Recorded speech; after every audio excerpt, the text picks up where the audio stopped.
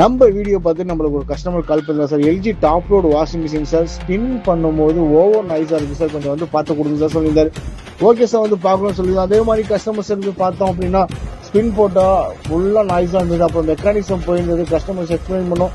சரி sir, change பண்ணி கொடுத்துங்கன்னு சொல்லியிருந்தாரு. அதே மாதிரி சேஞ்ச் பண்ணியாச்சு, ஃபுல்லாக ஆர்சி பாஸும் பண்ணியாச்சு, ஆன் பண்ணியும் காட்டியாச்சு. இந்த மாதிரி சர்வீஸ் தேவைப்பட்டா கீழே ஒரு நம்பர் கால் பண்ணுங்க. உங்கள் ஃப்ரெண்ட் சர்வீஸ் ஷேர் பண்ணி விடுங்க.